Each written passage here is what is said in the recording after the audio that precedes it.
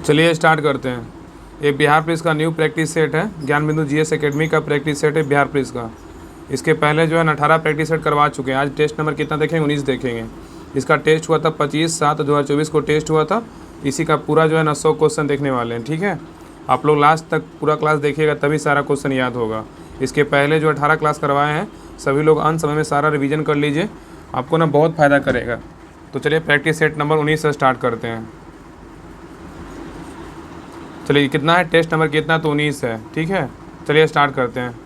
चलिए question number A कह रहा है कबीर बानी के डिटेक्टर थे। कह रहा है ना कबीर बानी के डिटेक्टर थे, यह अभिमत किस आलोचक का है? बताइए, आलोचक की है, बताइए क्या होगा? कह रहा है कबीर बानी के डिटेक्टर थे, यह अभिमत किस आलोचक की है? किसका होगा? ए का सही उत्तर होगा option number B, doctor Hazari Prasad Dwivedi का है ना, डॉक्टर हजारी प्रसाद द्विवेदी का है। तो क्वेश्चन कह रहा है कि कबीर बानी के डिटेक्टर थे, यह अभिमत किस आलोचक की है?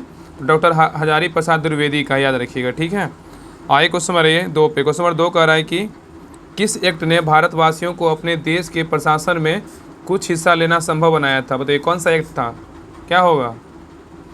कह रहा है किस एक्ट ने भारतवासियों को अपने देश के प्रशासन में कुछ हिस्सा लेना संभव बताया? तो 2 का सही उत्तर होगा ऑप्शन नंबर ए, चार्टर एक्ट 1833। क्या होगा? चार्टर एक्ट 1833 होगा। आइए क्वेश्चन नंबर 3 पे। क्वेश्चन नंबर 3 कह रहा है निम्नलिखित में से किस अधिनियम के अंतर्गत भारतीय विधान परिषद को बजट पर चर्चा करने की शक्ति प्राप्त हुई है? बहुत ही अच्छा क्वेश्चन है। कह रहा है कि निम्नलिखित में से किस अधिनियम के अंतर्गत भारतीय विधान परिषद को बजट पर चर्चा करने की शक्ति प्राप्त है? बताइए कौन सा आंसर होगा? इसका सही उत्तर क्या होगा? तो 3 का सही उत्तर होगा ऑप्शन नंबर बी, भारतीय परिषद अधिनियम 1892। क्या होगा? तो भारतीय परिषद अधिनियम 1892 होगा। तो क्वेश्चन कह रहा था कि निम्नलिखित में से किस अधिनियम के अंतर्गत भारतीय विधान परिषद को बजट पर चर्चा करने की शक्ति प्राप्त हुई है? तो भारतीय परिषद अधिनियम 1892 है, याद रखिएगा। ठीक है, आइए क्वेश्चन नंबर 4 पे। क्वेश्चन नंबर 4 कह रहा है कि भारत का संघीय न्यायालय निम्नलिखित में से किस वर्ष स्थापित किया गया था? बताइए कब स्थापित किया गया था? कह रहा है कि भारत का संघीय न्यायालय जो है निम्नलिखित में से किस वर्ष स्थापित किया गया है?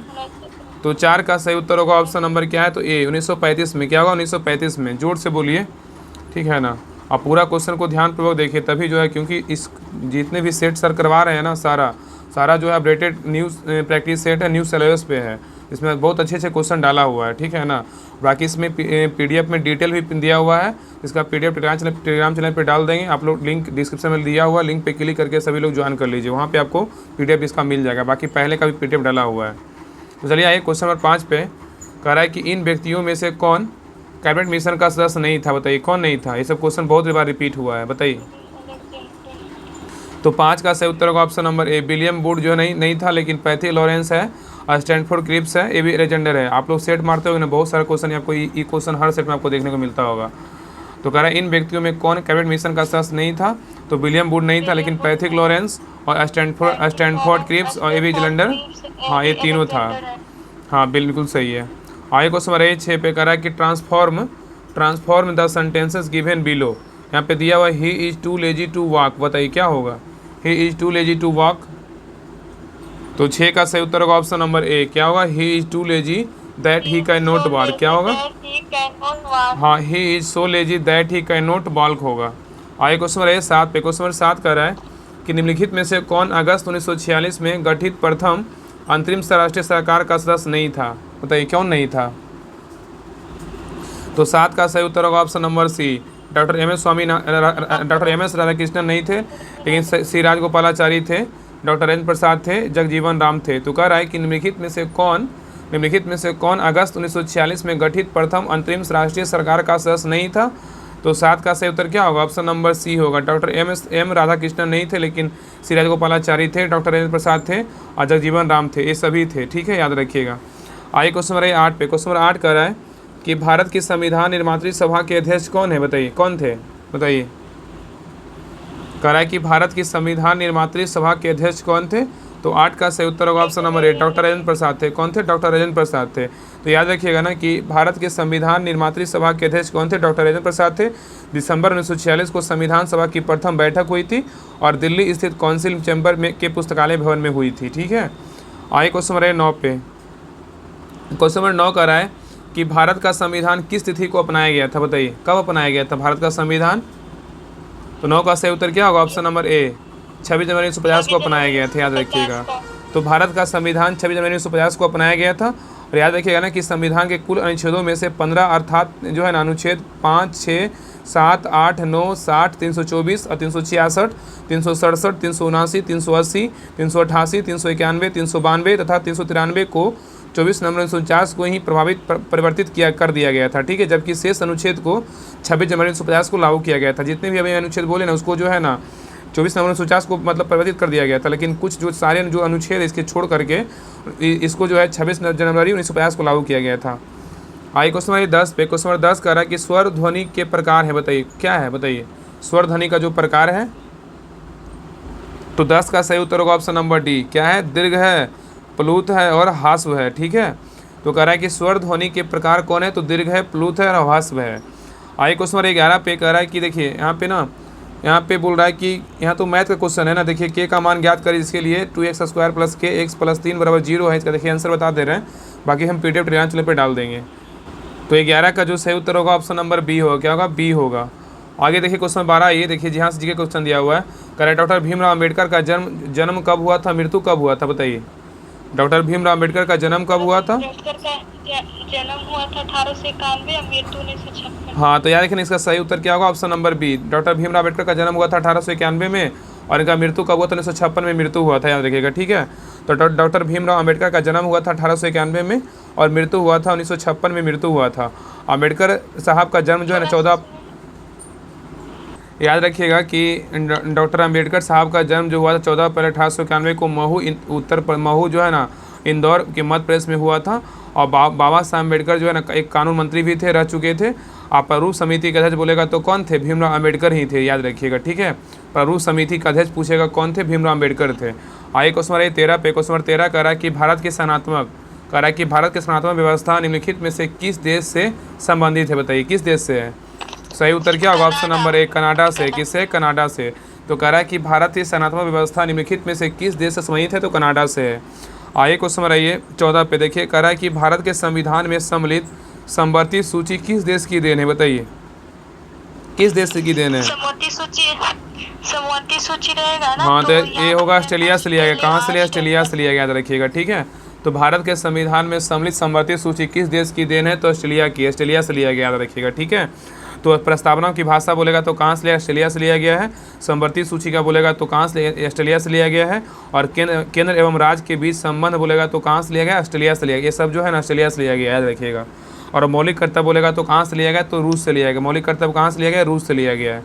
आइए क्वेश्चन नंबर 15 पे। कह रहा है कि समुद्री व्यापार के संदर्भ में करताज व्यवस्था उपयोग किसके जो है ना द्वारा किया जाता है, बताइए किसके द्वारा किया जाता है।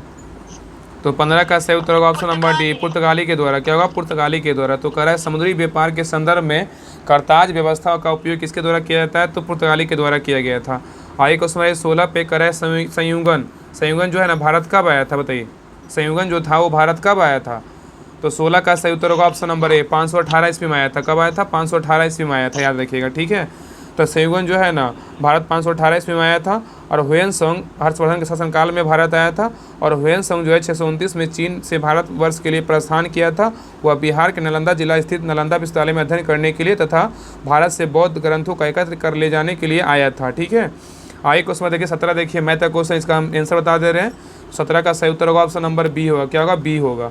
आगे देखिए कह रहा है कि गणतंत्र का सही विलोम शब्द क्या होगा, बताइए गणतंत्र का जो सही विलोम शब्द क्या होगा।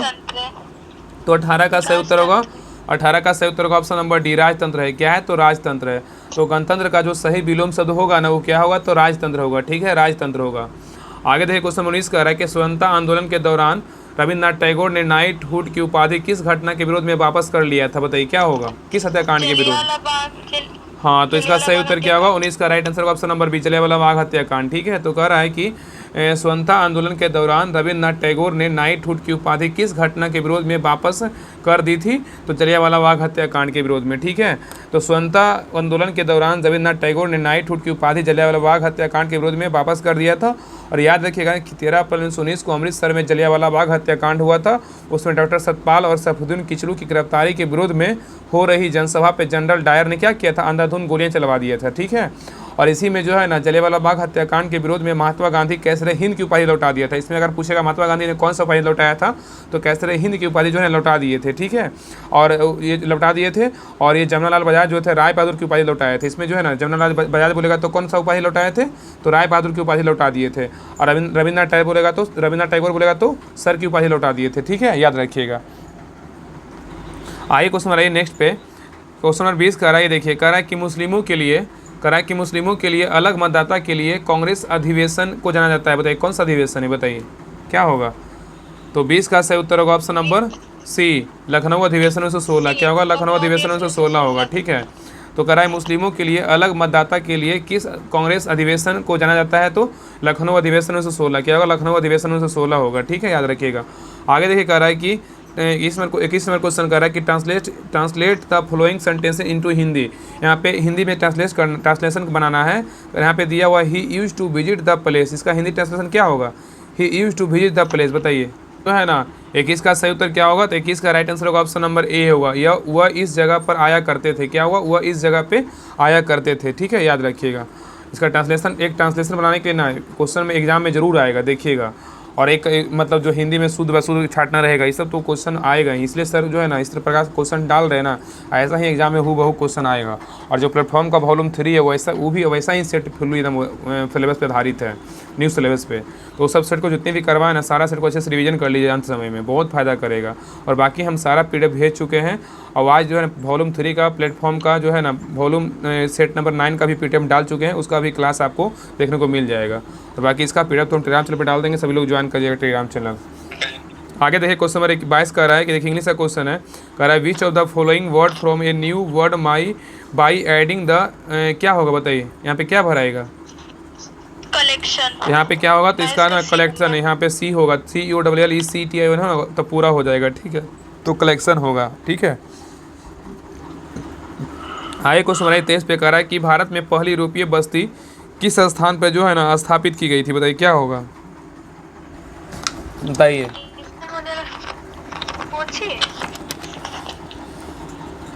23 का सही उत्तर होगा ऑप्शन नंबर ए होगा। क्या होगा? कोची होगा। क्या होगा? कोची होगा। तो भारत में पहली जो है ना, कह रहा है कि भारत में पहली यूरोपीय बस्ती किस स्थान पर स्थापित किया गया था? तो कोची में स्थापित किया गया था, ठीक है, याद रखिएगा। आइए क्वेश्चन नंबर 24 पे, क्वेश्चन नंबर 24 कह रहा है कि बक्सर की लड़ाई ईस्ट इंडिया कंपनी द्वारा किसके साथ जो है लड़ी गई थी? क्या होगा? बताइए। बक्सर की लड़ाई के बारे में बोल रहा है, ईस्ट इंडिया कंपनी द्वारा किसके साथ लड़ी गई थी? क्या होगा? मीर कासिम। इसका राइट आंसर क्या होगा? Option number A, Mir Qasim, ठीक है, याद रखिएगा ना कि बक्सर की लड़ाई ईस्ट इंडिया कंपनी द्वारा मीर कासिम के साथ लड़ी गई थी। और मुंगेर में मीर कासिम ने तोपे तथा तोड़ेदार बंदूकों का निर्माण हेतु कारखाने की स्थापना किया था, याद रखिएगा, ठीक है। और पूछेगा कि बक्सर की लड़ाई कब हुआ था? बताइए बक्सर की लड़ाई कब हुआ था? बताइए क्या हुआ? 1764 में जो है ना बक्सर की लड़ाई हुआ था, ठीक है, याद रखिएगा। आए क्वेश्चन नंबर 25 पे, क्वेश्चन नंबर 25 कह रहा है कि निम्नलिखित में से भारतीय शिक्षा का मैग्ना कार्टा जो है ना किसे कहा जाता है? बताइए। भारतीय शिक्षा का मैग्ना कार्टा बोल रहा है, बताइए। तो हाँ, इसका सही उत्तर क्या होगा? ऑप्शन नंबर ए, हाँ, वुड डिस्पैच को जो है ना भारतीय शिक्षा का मैग्ना कार्टा कहते हैं, ठीक है। तो क्वेश्चन में कह रहा था कि भारतीय शिक्षा का मैग्ना कार्टा किसे कहते हैं? तो वुड डिस्पैच को जो है भारतीय शिक्षा का मैग्ना कार्टा कहा जाता है। आइए क्वेश्चन नेक्स्ट पे, ये कह रहा है कि वर्नाक्युलर प्रेस अधिनियम और सशस्त्र अधिनियम को किस वायसराय के द्वारा पारित किया गया था? बताइए क्या होगा? Lord Lytton. क्या होगा? लॉर्ड लीटन होगा। इसका सही उत्तर क्या होगा? Lord Lytton. तो कह रहा है कि वर्नाक्युलर प्रेस अधिनियम और सशस्त्र अधिनियम किस वायसराय के द्वारा पारित किया गया था? तो लॉर्ड लीटन। क्या होगा? लॉर्ड लीटन होगा, ठीक है।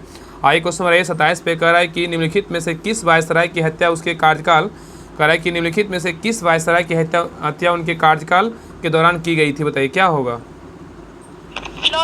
तो 27 का सही उत्तर होगा ऑप्शन नंबर क्या होगा? तो ऑप्शन नंबर सी होगा, लॉर्ड मेयो होगा। क्या होगा? Lord Mayo.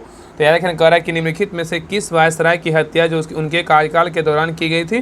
तो लॉर्ड मेयो। क्या होगा? Lord Mayo. तो याद रखिए ना कि लॉर्ड मेयो की हत्या उनके कार्यकाल के दौरान की गई थी, और लॉर्ड मेयो का कार्यकाल जो था 1869 से 1872 में 72 तक था। इसने जो है ना, लॉर्ड मेयो ने अजमेर में 1872 मेयो कॉलेज की स्थापना किया था। ठीक है, आइए क्वेश्चन बनाइए 28 पे। एक कह रहा है कि निम्नलिखित में से किस शहर को इम्परनल सिटी या होली सिटी के कहा जाता है? बताइए किस सिटी को कहते हैं? तो 28 का सही उत्तर होगा ऑप्शन नंबर बी। किसको कहते हैं? रोम को कहते हैं। किसको कहते हैं? रोम को। ठीक है, रोम को तो कह रहा है कि निम्नलिखित में से किस शहर को जो है ना इम्परनल सिटी या होली सिटी के नाम से जाना जाता है? तो रोम को। किसको कहते हैं? रोम को। ठीक है, तो रोम शहर को जो है ना इम्परनल सिटी या होली सिटी कहा जाता है। और रोम जो है इटली देश की राजधानी क्या है? इटली देश की राजधानी है, जो यूरोपीय संघ का ये क्या है? सदस्य है, याद रखिएगा। ठीक है, आइए क्वेश्चन रहिए 29 पे। कह रहा है कि नैतत, कह रहा है कि नैतत जो है ना, नैतत में संधि विच्छेद होगा। बताइए नैतत का संधि विच्छेद क्या होगा? तो 29 का सही उत्तर होगा ऑप्शन नंबर ए, न जोर एतत। क्या होगा? न जोर एतत। ठीक है, नैतत का बोल रहा है संधि विच्छेद क्या होगा? तो न जोर एतत, न जोर एतत। आगे देखिए, कह रहा है कि ध्यान मग्न, कह रहा है कि ध्यान मग्न में कौन सा समास है? बताइए इसका सही उत्तर होगा 30 का ऑप्शन नंबर सी, तत्पुरुष समास है। क्या है? तत्पुरुष समास है। ठीक है, तो कह रहा है कि ध्यान मग्न में कौन सा समास है? तो तत्पुरुष समास है। आइए क्वेश्चन नंबर 31 पे। कह रहा है कि दक्षिण ध्रुव पर पहुंचने वाला प्रथम व्यक्ति कौन था? बताइए दक्षिण ध्रुव पर पहुंचने वाला प्रथम व्यक्ति कौन था? तो 31 का सही उत्तर होगा ऑप्शन नंबर डी, एमंडसन था। कौन था? एमंडसन। ठीक है, तो याद रखिएगा कि दक्षिण ध्रुव पर पहुंचने वाला प्रथम व्यक्ति कौन था? एमंडसन था। और दक्षिण ध्रुव पृथ्वी का सबसे दक्षिणी छोर जो है ना, दक्षिणी छोर है, इसे अंटार्कटिका के नाम से जाना जाता है। और याद रखिएगा कि अपर्णा कुमार जो है ना, अपर्णा कुमार जो है माउंट एवरेस्ट फतह करने वाली पहली महिला पुलिस अधिकारी है। अगर क्वेश्चन पूछेगा ना कि माउंट एवरेस्ट फतह करने वाली पहली महिला पुलिस अधिकारी कौन है, तो अपर्णा कुमार है। ठीक है, याद रखिएगा। आइए क्वेश्चन नंबर 32 पे। कह रहा है कि काजीरंगा राष्ट्रीय उद्यान किस राज्य में स्थित है? बताइए काजीरंगा राष्ट्रीय उद्यान कहाँ है? तो असम में है। कहाँ है? असम में स्थित है। ठीक है, तो काजीरंगा राष्ट्रीय उद्यान जो है ना असम में स्थित है। और ये जो है ये राष्ट्रीय उद्यान जो है ना एक सींग वाले गैंडा के लिए क्या है? काजीरंगा राष्ट्रीय उद्यान प्रसिद्ध है, याद रखिएगा। और जिम कॉर्बेट राष्ट्रीय उद्यान कहाँ है? तो उत्तराखंड में। उत्तराखंड में कौन सा राष्ट्रीय उद्यान है? जिम कॉर्बेट राष्ट्रीय उद्यान है। ठीक है, उत्तराखंड में है। हाँ, दचिंगम राष्ट्रीय उद्यान बोलेगा तो कहाँ है? दचिंगम राष्ट्रीय उद्यान बोलेगा तो जम्मू कश्मीर में। कहाँ है? जम्मू कश्मीर में है। और गिर बोलेगा तो कहाँ है? गिर बोलेगा तो गुजरात में है। कहाँ है? गुजरात में है। ठीक है, गुजरात में है, याद रखिएगा। आइए क्वेश्चन 33 पे। कह रहा है कि भाखड़ा नागल परियोजना जो है ना किस नदी पे स्थित है? बताइए भाखड़ा नागल परियोजना। सतलज नदी। तो इसका सही उत्तर होगा ऑप्शन नंबर ए, सतलज नदी पे है। किस पे नहीं है? सतलज नदी पे है।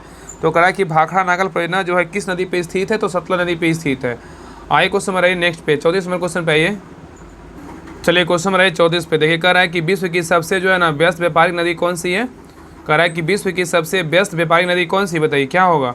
तो 34 का सही उत्तर होगा ऑप्शन नंबर डी, राइन नदी है। क्या है? राइन नदी। ठीक है, आइए क्वेश्चन नंबर 35 पे। कह रहा है कि form a new word by using N appropriate suffix given below. यहाँ पे दिया हुआ डेवलप दिया हुआ है, तो यहाँ पे क्या होगा?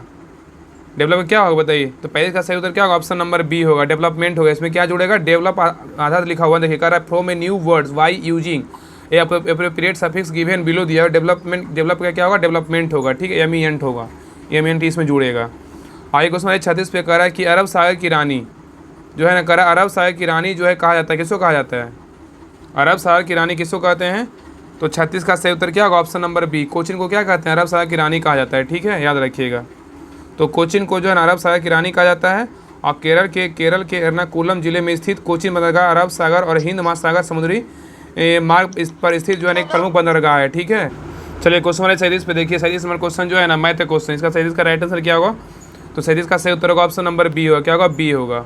आइए क्वेश्चन नंबर 38 पे। कह रहा है कि भारत का क्षेत्रफल संपूर्ण विश्व के क्षेत्रफल का जो है ना कितना प्रतिशत है? कह रहा है कि भारत का क्षेत्रफल जो है संपूर्ण विश्व के क्षेत्रफल का कितना प्रतिशत है? तो 38 का सही उत्तर होगा ऑप्शन नंबर ए, 2.4% है। कितना? 2.4% है। ठीक है, तो याद रखिएगा ना कि भारत का क्षेत्रफल संपूर्ण विश्व के क्षेत्रफल का 2.4% है।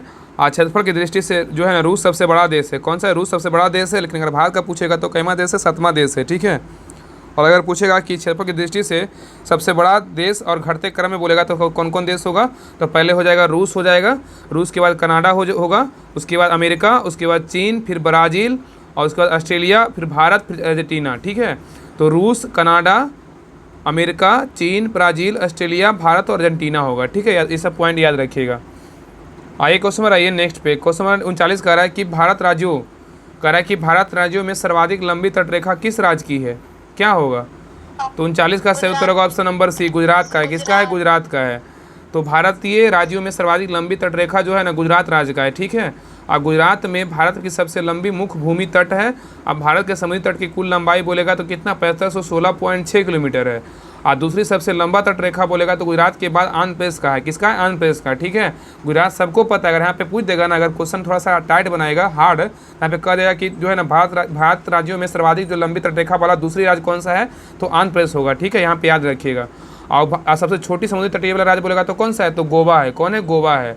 आप पूछेगा ना कि भारत के कितने राज्य जो है तटरेखा से लगे हुए हैं, कितना है, तो 9 राज्य है। कितना है? 9 राज्य, याद रखिएगा, ठीक है। हाई क्वेश्चन 40 पे कह रहा है कि भारत का दक्षिणतम बिंदु कौन सा है, तो क्या होगा? Option number D, Indira point है। क्या? इंदिरा पॉइंट है। हाई क्वेश्चन 41 पे कह रहा है ही टीचेज इंग्लिश, बताइए क्या होगा? यहाँ पे दिया हुआ है ना, यहाँ पे ही टीचेज इंग्लिश, तो 41 का सही उत्तर क्या होगा? ऑप्शन नंबर 41 का बी होगा, English he taught by him होगा। क्या होगा? टॉट बाई हिम होगा। आगे देखिए क्वेश्चन 42 कह रहा है कर्क रेखा भारत के कितने राज्यों से होकर गुजरती है, बताइए? 8 राज्य से होता है। क्या होता है? 8 राज्य से। मित्र पे गमछा झार, पता है ना। चलिए आइए क्वेश्चन आइए, क्वेश्चन आइए। देखिए यहाँ पे, देखिए अगर आप में पूछेगा ना कि कर्क रेखा जो है, तो याद रखिएगा ना कि कर्क रेखा जो है ना, कर्क रेखा भारत के 8 राज्यों से गुजरती है। और भारत में जो है ना, कर्क रेखा बोलेगा तो गुजरात, राजस्थान, मध्य प्रदेश और छत्तीसगढ़, झारखंड, पश्चिम बंगाल, त्रिपुरा तथा मिजोरम से होकर गुजरती है। इसका ट्रिक होता है मित्र पे गमछा झार। आइए क्वेश्चन आइए 43 पे कह रहा है कि अर्थशास्त्र का जनक कौन है, बताइए क्या होगा? तो 43 का राइट आंसर होगा ऑप्शन नंबर क्या होगा, तो इसी होगा, एडम स्मिथ है। कौन है? एडम स्मिथ है, याद रखिएगा। तो अर्थशास्त्र के जनक कौन है? एडम स्मिथ को माना जाता है। और एडम स्मिथ की महत्वपूर्ण पुस्तक बोलेगा कौन कौन है, तो राष्ट्रों की संपदा बोलेगा एडम स्मिथ का है, द वेल्थ ऑफ नेशन इसको बोल सकते हैं इंग्लिश में। और the theory of moral sentiments बोलेगा तो एडम स्मिथ का है। द इंडिविजुअल हैंड बोलेगा तो एडम स्मिथ का है। द एसेंशियल एडम स्मिथ बोलेगा एडम स्मिथ का है। द फिलोसफिलर्स बोलेगा तो किसका है? फिलोसफिलर्स, ये ना एडम स्मिथ का ही पुस्तक है, ठीक है, याद रखिएगा। आइए क्वेश्चन 44 पे कह रहा है कि भारतीय अर्थव्यवस्था जो है ना, कैसी अर्थव्यवस्था है, बताइए? भारतीय अर्थव्यवस्था जो है कैसी है, तो 44 का सही उत्तर क्या होगा? ऑप्शन नंबर बी, विकासशील है। क्या है? विकासशील है, याद रखिएगा, ठीक है। आइए क्वेश्चन 45 पे कह रहा है कि पूंजीवादी तथा समाजवादी अर्थव्यवस्था अपनाने वाला देश कौन कौन है, बताइए कौन है? कह रहा है कि पूंजीवादी तथा समाजवादी अर्थव्यवस्था अपनाने वाला देश कौन है, तो 45 का सही उत्तर क्या होगा? ऑप्शन नंबर डी है, बी और ए दोनों है, ठीक है। ए और बी दोनों है, मतलब चीन भी है और रूस भी है। क्या है? तो चीन और रूस क्या है? दोनों है, ठीक है, याद रखिएगा। आइए क्वेश्चन आइए 46 पे कह रहा है कि भारत की सबसे बड़ी जनजाति कौन सी है, बताइए? भारत की सबसे बड़ी जनजाति बोलेगा तो कौन सा है, तो 46 का सही उत्तर होगा ऑप्शन नंबर ए, भील है। क्या है? तो भील है। क्वेश्चन नंबर 47 पे कह रहा है कि क्रय शक्ति क्षमता पीपीपी के आधार पे भारत की जो है ना, भारत की अर्थव्यवस्था का विश्व में स्थान क्या है, बताइए? कह रहा है कि क्रय शक्ति क्षमता पीपीपी के आधार पे भारत की अर्थव्यवस्था का विश्व में स्थान क्या है, तो 47 का सही उत्तर होगा ऑप्शन नंबर बी, तीसरा है। क्या है? तीसरा, याद रखिएगा, ठीक है। तो याद रखिएगा ना कि क्रय शक्ति क्षमता मतलब पीपीपी के आधार पे भारत की अर्थव्यवस्था का विश्व में कितना है, तो तीसरा स्थान है, ठीक है, याद रखिएगा। आइए क्वेश्चन नंबर 48 पे निम्न में से कौन सी भाषा भारतीय संविधान की 8वीं सूची में वर्णित नहीं है, बताइए? कौन सी भाषा जो है ना, वो 8वीं सूची में वर्णित नहीं है, मतलब वर्णन नहीं किया गया, बताइए? हाँ, तो 48 का सही उत्तर क्या होगा? ऑप्शन नंबर जो है ना डी, अंग्रेजी नहीं है, लेकिन जो है नेपाली है, सिंधी है और कश्मीरी है, ठीक है, याद रखिएगा। तो याद रखिएगा ना कि यहाँ पे कह रहा है कौन सी भाषा भारतीय संविधान की 8वीं सूची में वर्णित नहीं है, तो अंग्रेजी नहीं है। तो यहाँ पे याद रखिएगा कि भारतीय संविधान की 8वीं सूची में अंग्रेजी भाषा वर्णित नहीं है। और वर्तमान में जो है इसमें कुल कितनी भाषा है, तो 22 भाषाएं शामिल है, ठीक है, याद रखिएगा वर्तमान में। नेक्स्ट क्वेश्चन नंबर 49 पे कह रहा है कि भारतीय नेपोलियन की उपाधि किसे दिया गया था, बताइए? इसको दिया गया था समुद्रगुप्त। क्या होगा? समुद्रगुप्त। अगर यहाँ पे बोलेगा ना कि भारत का नेपोलियन किसे बोलते हैं, समुद्रगुप्त को बोलते हैं। अगर यहाँ पे बोलेगा कि ईरान का नेपोलियन किसे बोलते हैं, नादिर शाह को। किसको बोलते हैं? नादिर शाह को ईरान का नेपोलियन, ठीक है, नादिर शाह को ईरान का नेपोलियन बोला जाता है, नादिर शाह को, याद रखिएगा, ठीक है। नादिर शाह को जो है ईरान का नेपोलियन कहा जाता है। और याद रखिए ना कि हरिसेन, याद रखना हरिसेन जो था ना, वो समुद्रगुप्त का दरबारी कवि था। क्या था? हरिसेन समुद्रगुप्त का दरबारी कवि था। हरिसेन जो है ना पर्याय प्रसी के लेखक था। और समुद्रगुप्त को जो है गुप्त काल का कविराज कहा जाता है। अगर कुछ क्वेश्चन पूछेगा कि गुप्त काल का कविराज किसे कहते हैं, तो समुद्रगुप्त को कहते हैं, ठीक है, याद रखिएगा। और हर्षवर्धन के काल में ह्वेनसांग भारत आया था। आए क्वेश्चन नंबर 50 पे कह रहा है कि भारत के मानव विकास रिपोर्ट को जारी कौन करता है, बताइए? भारत के मानव विकास रिपोर्ट को जारी कौन करता है? तो 50 का सही उत्तर होगा ऑप्शन नंबर ए, नीति आयोग करता है। कौन करता है? नीति आयोग करता है, ठीक है।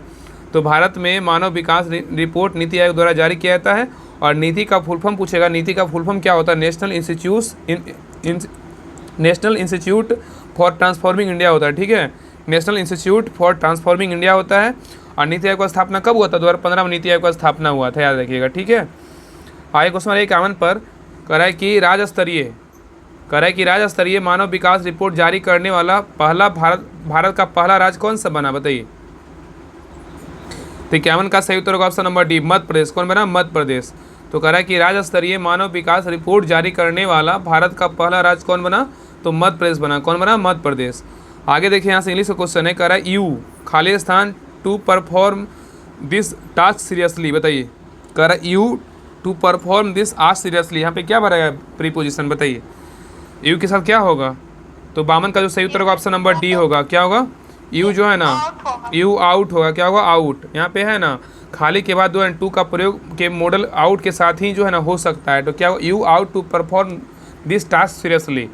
आइए क्वेश्चन नंबर 53 पे, क्वेश्चन नंबर 53 पे कह रहा है कि भारतीय अर्थव्यवस्था के उदारीकरण का अग्रदूत जो है ना किसको कहा जाता है? बताइए, भारतीय अर्थव्यवस्था के उदारीकरण का अग्रदूत किसको कहा जाता है? तो 53 का सही उत्तर क्या होगा? Option number B, doctor Manmohan Singh को कहते हैं। किसको कहते हैं? डॉक्टर मनमोहन सिंह को।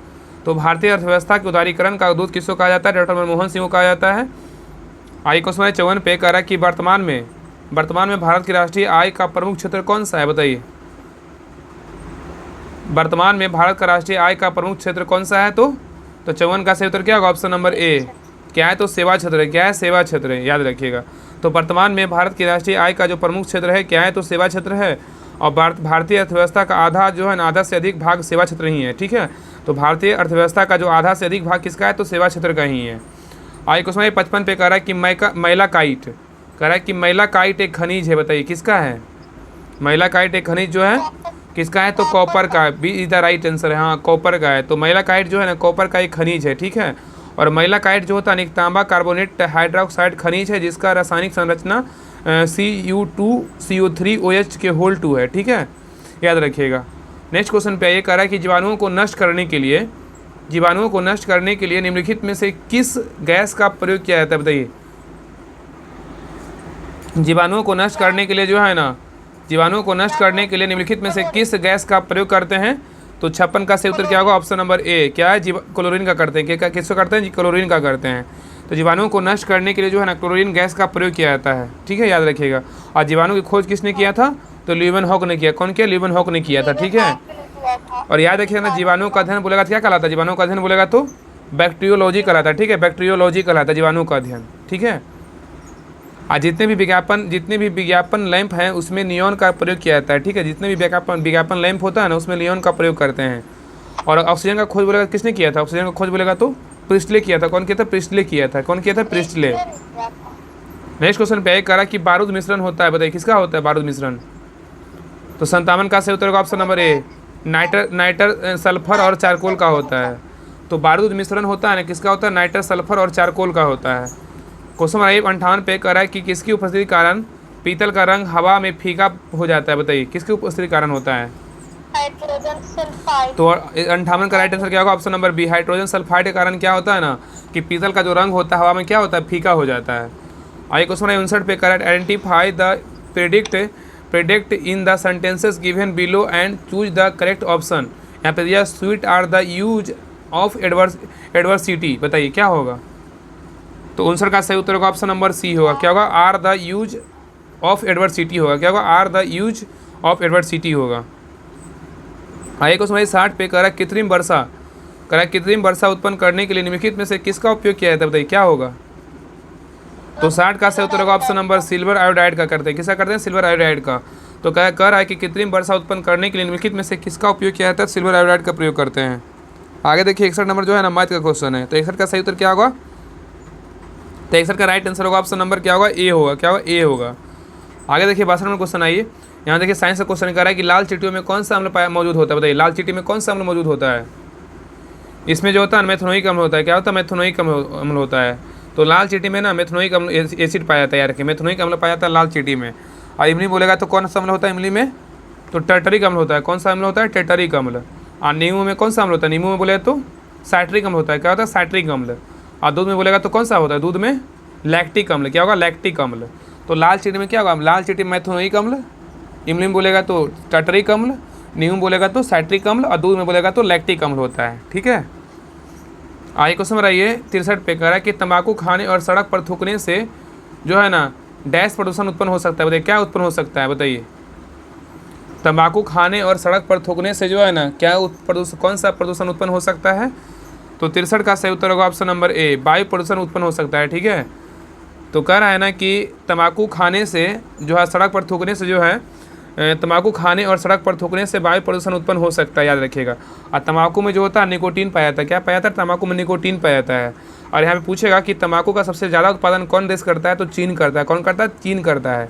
और यहाँ पे पूछ देगा कि भारत में तंबाकू अनुसंधान संस्थान कहाँ है? तो आंध्र प्रदेश में। कहाँ है? आंध्र प्रदेश के राजमुंदरी में है। ठीक है, आंध्र प्रदेश के राजमुंदरी में है। और केंद्रीय औषधि अनुसंधान संस्थान बोलेगा तो कहाँ है? लखनऊ में। कहाँ है? लखनऊ में। और औद्योगिक जो है 20 अनुसंधान संस्थान बोलेगा तो कहाँ है? लखनऊ में ही है। चलिए क्वेश्चन नंबर 64 पे कह रहा है कि जल में रहने वाला प्राणी के लिए एक सही शब्द क्या है? बताइए।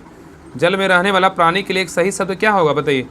तो 64 का सही उत्तर क्या होगा? 64 का राइट आंसर होगा ऑप्शन नंबर सी, जलचर है। क्या है? जलचर है। क्या है? जलचर है। ठीक है, तो याद रखिएगा ना कि जल में रहने वाला प्राणी के लिए जलचर शब्द का प्रयोग होता है। ठीक है, जल में रहने वाला प्राणी बोलेगा जलचर बोलेंगे, जल में जन्म लेने वाला बोलेगा उसको जलज बोलेंगे, और जल को धारण करने वाला बोलेगा तो जलधर बोलेंगे, और समुद्र को धारण करने वाला बोलेगा जलानिधि बोलेंगे। ठीक है, आइए क्वेश्चन नंबर 65 पे कह रहा है कि परमाणु सिद्धांत किसके द्वारा दिया गया था? बताइए। परमाणु सिद्धांत जो है किसके द्वारा दिया गया था? तो 65 का सही उत्तर होगा क्या? Option number C, John Dalton के द्वारा दिया गया था। किसके द्वारा? जॉन डाल्टन के द्वारा दिया गया था। तो परमाणु सिद्धांत जॉन डाल्टन के द्वारा दिया गया था। और याद रखिएगा कि अर्नेस्ट रदरफोर्ड को परमाणु के नाभिक की खोज के लिए जाना जाता है, और मैडम क्यूरी को जो है रेडियो सक्रियता मतलब भौतिक की खोज के लिए और शुद्ध रेडियम रसायन के निष्कर्षण के लिए उन्हें नोबेल पुरस्कार दिया गया था। ठीक है, याद रखिएगा। आइए क्वेश्चन नंबर 66 पे करा कि पृथ्वी की आयु का अनुमान किसके द्वारा जो है ना किया जाता है? बताइए क्या होगा? पृथ्वी का जो आयु है, करा कि पृथ्वी की जो आयु है का अनुमान किसके द्वारा किया जाता है? तो 66 सही उत्तर क्या होगा? Option number B, uranium dating के द्वारा। क्या है? यूरेनियम डेटिंग के द्वारा किया जाता है। ठीक है, तो याद रखिएगा ना कि पृथ्वी की आयु का अनुमान यूरेनियम डेटिंग के द्वारा किया जाता है, और जीवाश्म की आयु बोलेगा तो कार्बन 14 के द्वारा किया जाता है। किसके द्वारा? कार्बन 14 के द्वारा, या तो कार्बन डेटिंग के द्वारा किया जाता है, याद रखिएगा। चलिए क्वेश्चन नंबर 67 पे कह रहा है कि पेट के एक्सरे में किस धातु का प्रयोग किया जाता है? बताइए क्या होगा?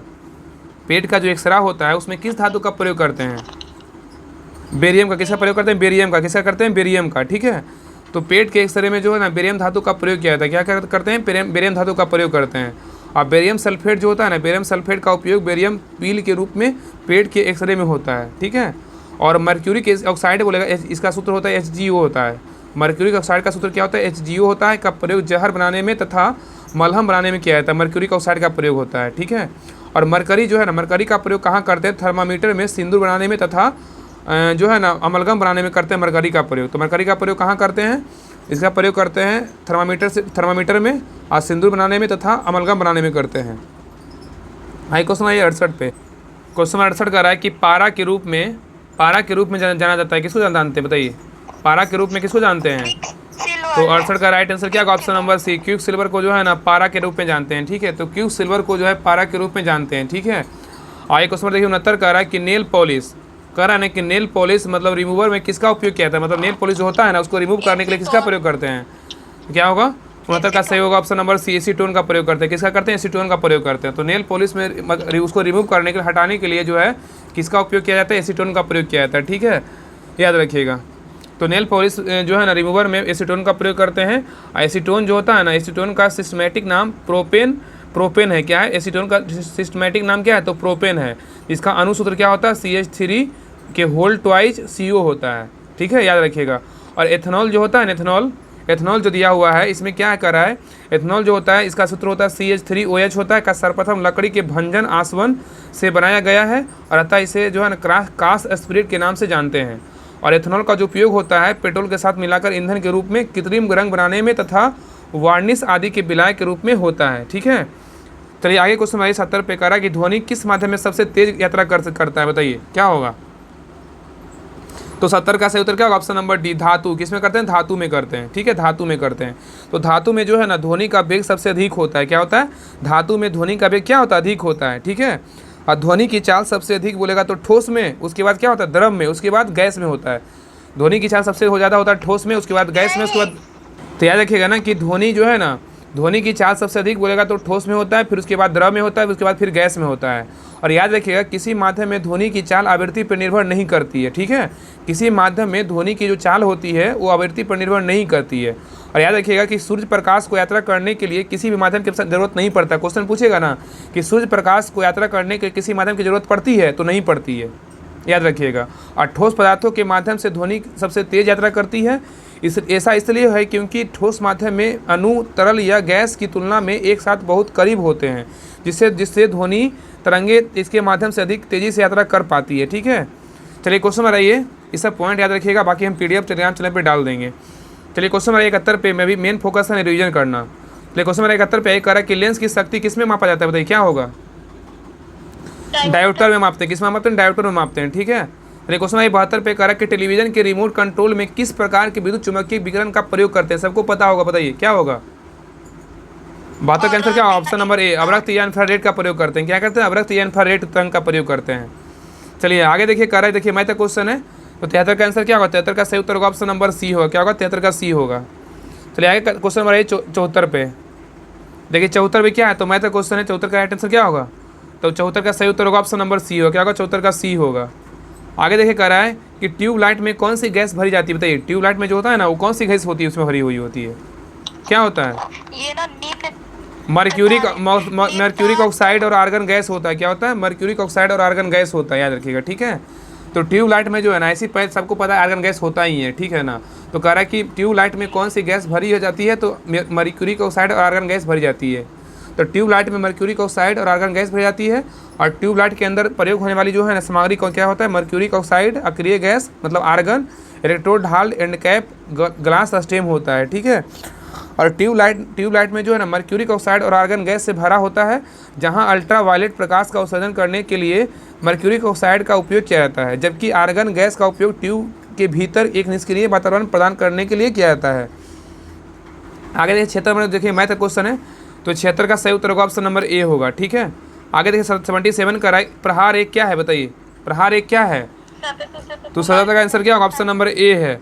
सतह से सतह एक मार करने वाली मिसाइल है। क्या है? तो प्रहार एक क्या है? तो सतह से सतह मार करने वाली एक मिसाइल है। आगे देखिए क्वेश्चन 78 का आ रहा है कि हाइड्रोजन बम किसके द्वारा विकसित किया गया है? बताइए क्या होगा?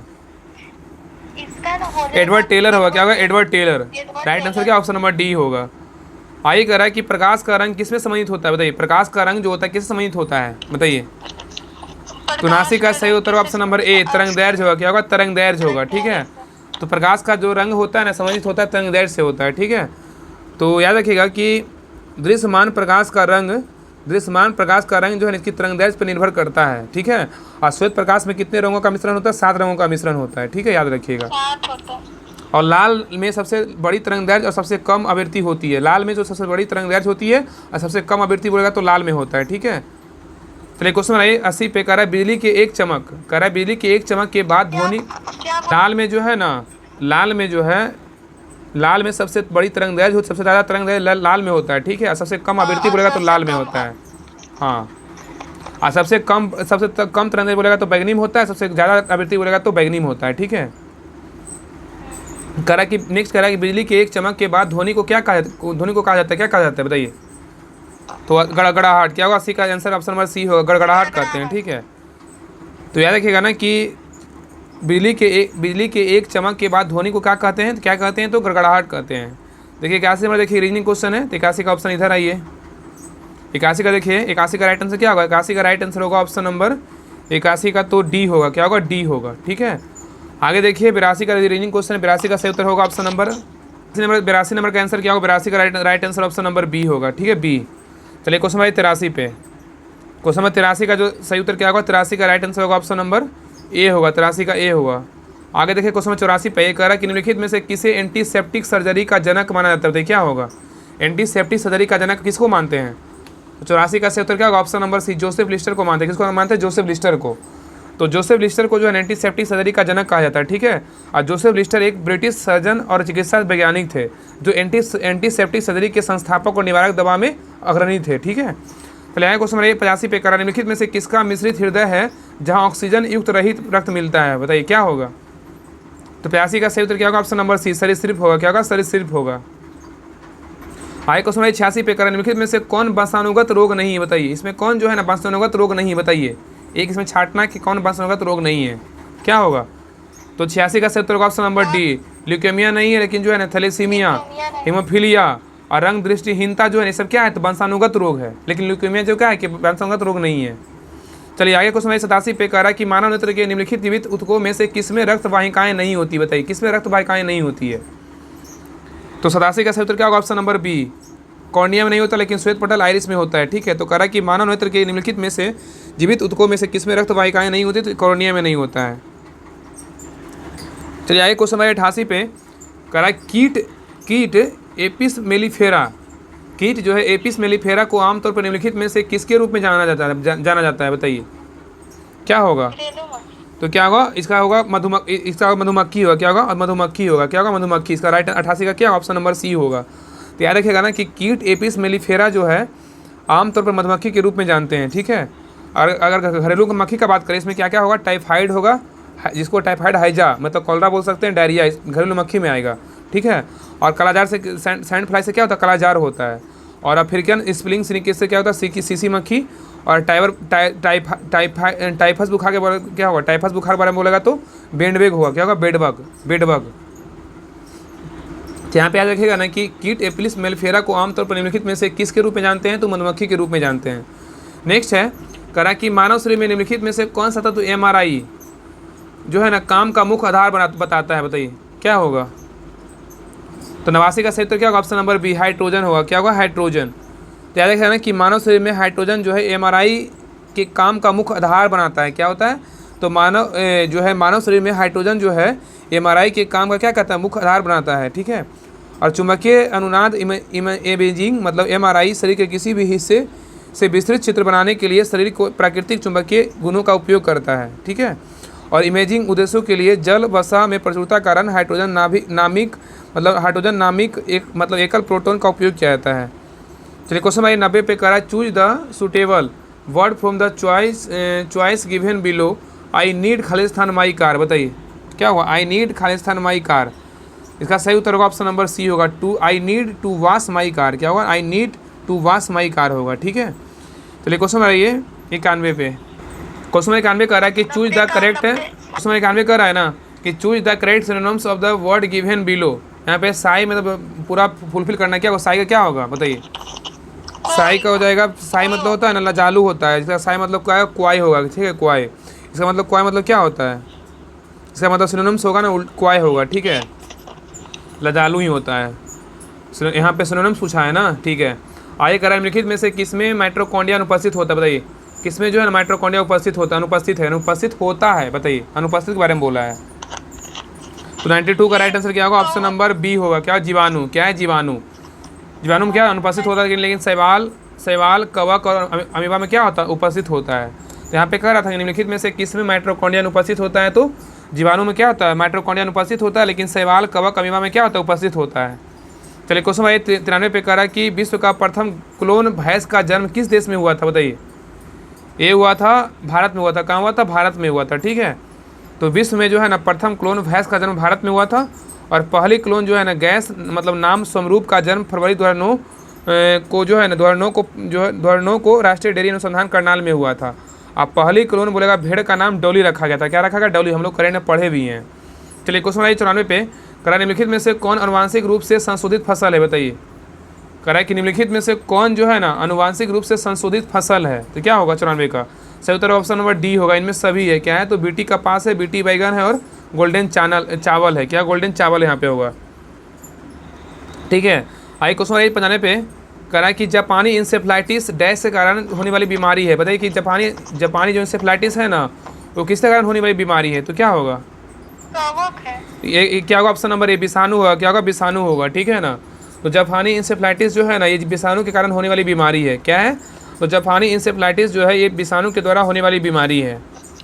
और याद रखिएगा ना कि जब पानी इंसेफ्लाइटिस जो है फ्लेवियरिडे कुल के एक जो है ना वायरस के कारण होता है, और यह जो है एक मच्छर जनित बीमारी है। क्या है? एक मच्छर जनित बीमारी है। चलिए क्वेश्चन नंबर 96 पे कह रहा है कि निम्नलिखित में से कौन एक एंजाइम नहीं है। इसमें कह रहा है कि कौन एक एंजाइम नहीं है, तो 96 का सही उत्तर क्या होगा? ऑप्शन नंबर ए, गैस्ट्रीन क्या है? एंजाइम नहीं है, लेकिन टाइलिन और पेप्सिन और रेनिन क्या है? तो एंजाइम है। तो इसमें कह रहा था कि निम्नलिखित में से कौन एक एंजाइम नहीं है, तो गैस्ट्रीन एंजाइम नहीं है। गैस्ट्रीन तो पता है ना कि गैस के बारे में ये सब चीज़ दिया हुआ है, और टाइलिन रेनिन और पेप्सिन क्या है? तो एक एंजाइम है। ठीक है, याद रखिएगा। तो गैस्ट्रीन जो होता है ना, वो पेट के पार्श्व कोशिकाओं द्वारा गैस्ट्रेट मतलब एसिड HCl के स्राव की उत्सर्जित करता है और गैस्ट्रेट गतिशीलता में मदद करता है। ठीक है, चलिए क्वेश्चन 97 पे करा, ही विल खालिस्तान he studies if he gets खालिस्तान फ्रॉम पेरेंट्स। क्या होगा? तो 97 का क्या होगा? इसको बस पढ़ना अच्छे से। ही विल खालिस्तान his studies if he gets खालिस्तान फ्रॉम पेरेंट्स। तो 97 का राइट आंसर होगा ऑप्शन नंबर बी होगा। क्या होगा? तो यहाँ पे ना he will pursuing his studies he gets supports from parents. ठीक है, चलिए यहाँ पे एस लगेगा। ठीक है, 98 पे आइए करा है, देखिए मैथ का क्वेश्चन है, तो 98 का राइट आंसर होगा ऑप्शन नंबर सी होगा। आगे देखिए करा है 99 करा है, मानव के कान में कितनी जोड़ी हड्डियाँ पाई जाती है? बताइए, मानव के कान में जो है ना कितनी जोड़ी हड्डियाँ पाई जाती है? तो 99 का राइट आंसर होगा ऑप्शन नंबर बी, 3 पाया जाता है। कितना पाया जाता है? 3 पाया जाता है। तो मानव के कान में जो है ना 3 जोड़ी हड्डियाँ पाया जाता है। कौन कौन होता है? इनकस होता है, मेलियस होता है और स्टेपस होता है। क्या होता है? इनियस, इनकस, मेलियस और स्टेपस होता है। चलिए लास्ट क्वेश्चन पे कह रहा है कि यदि लाल रक्त कोशिकाओं को अशुद्ध जल में रखा जाता है तो क्या होगा? यदि लाल रक्त कोशिकाओं को अशुद्ध जल में रखा जाता है तो क्या होगा? तो 100 का सही उत्तर क्या होगा? ऑप्शन नंबर सी, मात्रा में वृद्धि और फटना होगा। क्या होगा? मात्रा में वृद्धि और फटना होगा। ठीक है, तो कह रहा है यदि लाल रक्त कोशिकाओं को अशुद्ध जल में रखा जाता है तो क्या होगा? तो मात्रा में वृद्धि और फटना होगा। तो ये सेट नंबर था 19 था, सेट नंबर 19, सेट नंबर 19 खत्म हो गया। और अगले क्लास में जो है ना सेट नंबर 20 देखेंगे। बाकी इसके पीछे जो भी क्लास करवाएं सारे क्लास को अच्छे से रिवीजन कर लीजिए। बाकी इसका आपको PDF चाहिए, डिस्क्रिप्शन चेक कीजिएगा, आपको राहुल स्टडी ग्रुप के नाम से लिंक मिलेगा, लिंक पे क्लिक करके ज्वाइन सभी को लोग कर लीजिए। तो मिलते हैं नेक्स्ट क्लास में, सभी को जय हिंद।